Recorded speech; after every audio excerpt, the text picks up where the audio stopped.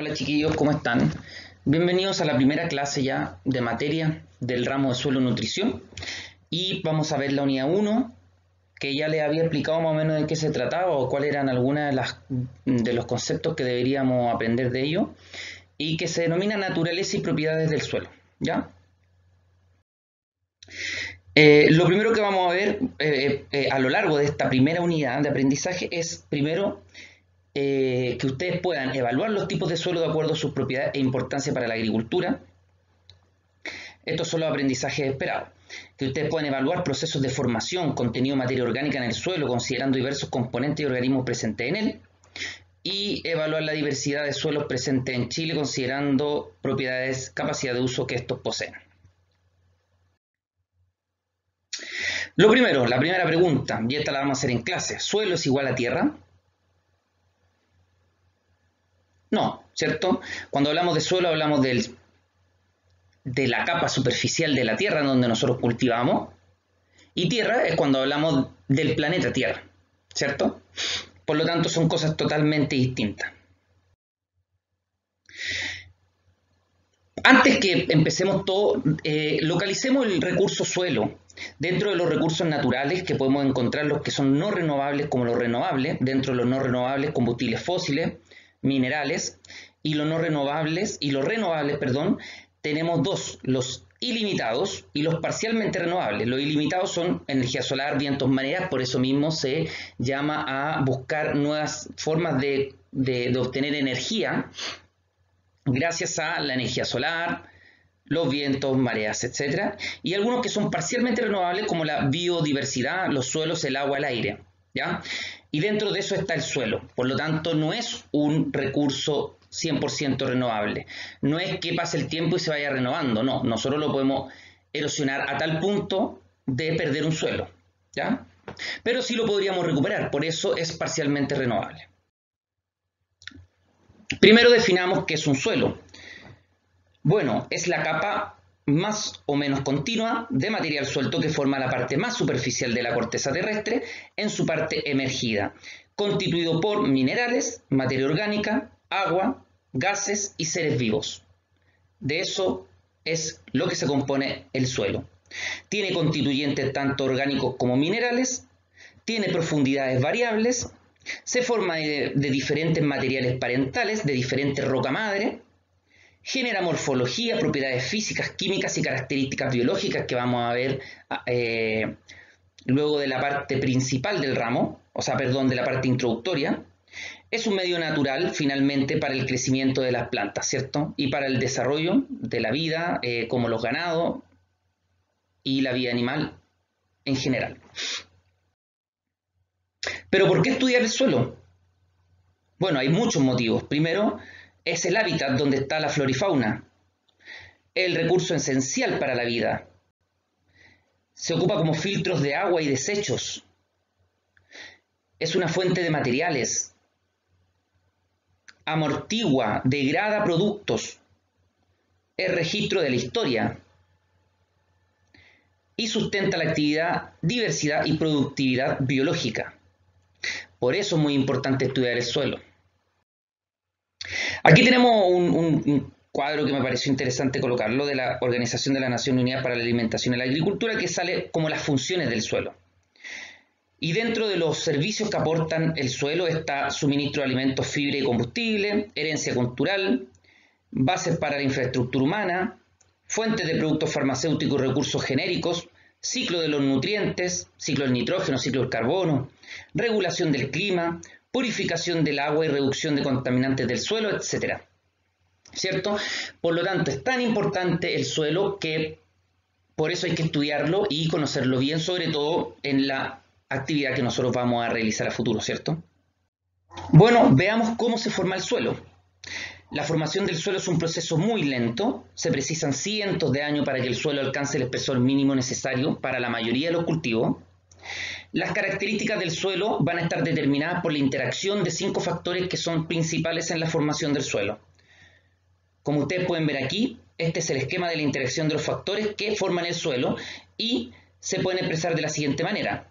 Cómo el suelo está formado por los factores que rodean estos paréntesis, donde el Cl es el clima, el O son los organismos vivos, R es el relieve, MO materia orgánica, material originario, y T tiempo. Entonces el suelo se forma gracias a la interacción del clima, de los organismos vivos, relieve, material originario en el tiempo, ¿cierto?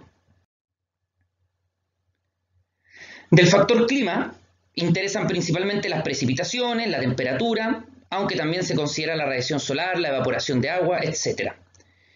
Entre los organismos vivos se considera la vegetación natural, la macro, mesofauna y los microorganismos. Del material originario debe tenerse en cuenta el tipo de roca y de minerales que la componen, también el tipo de depósito o sedimento sobre el que se formó el suelo. Con respecto al factor relieve, es importante considerar la forma del terreno y la pendiente.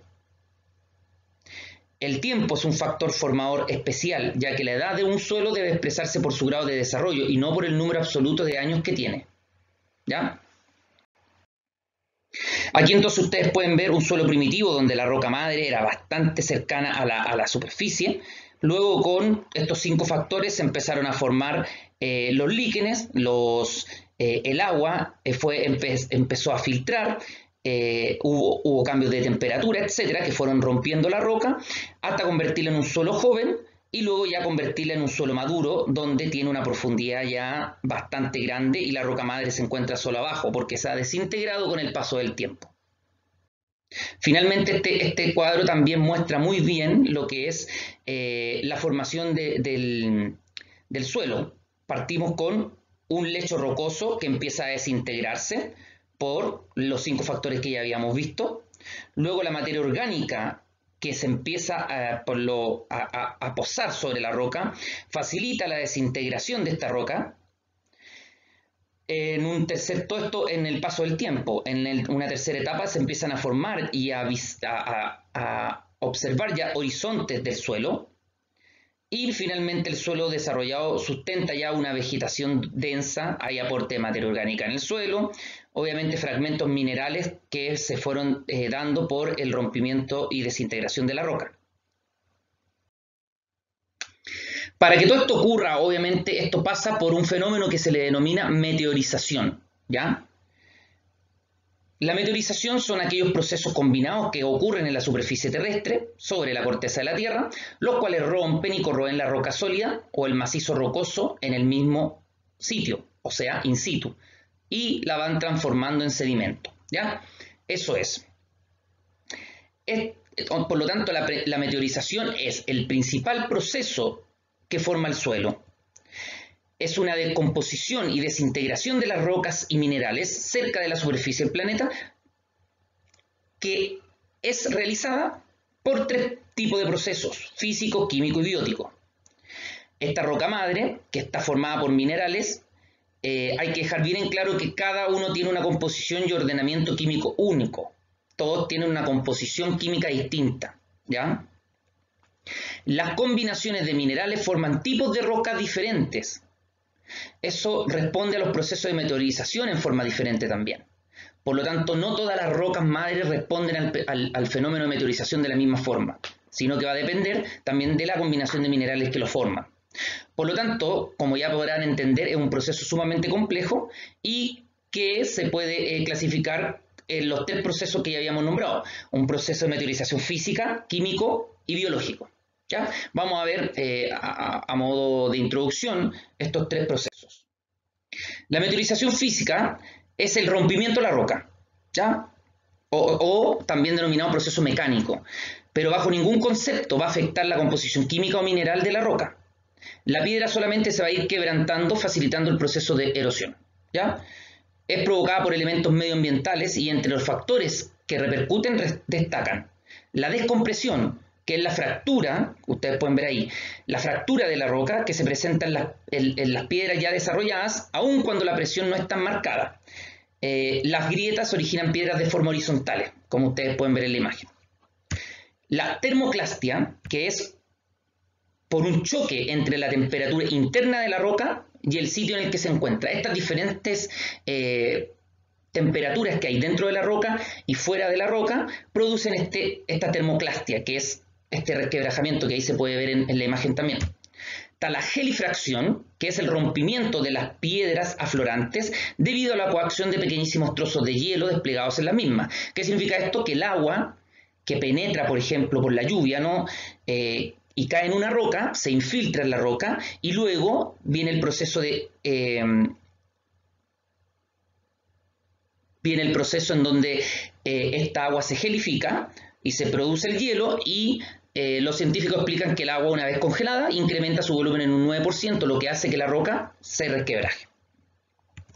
Y la haloclastia, que es la sal que se interioriza en la grieta también de la roca, ejercen presión y ocasionan también el resquebrajamiento de la roca, como ustedes lo pueden ver aquí en la última imagen, ¿cierto? Entonces esa es la meteorización física, los cambios que se pueden dar de manera física.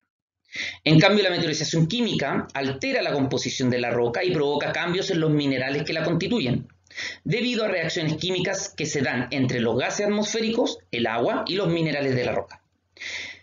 Puede comprender varias fases dentro de esta, que se oxide, que hay una oxidación, que hay una disolución de minerales, una carbonatación, una hidratación, una hidrólisis y una fase bioquímica.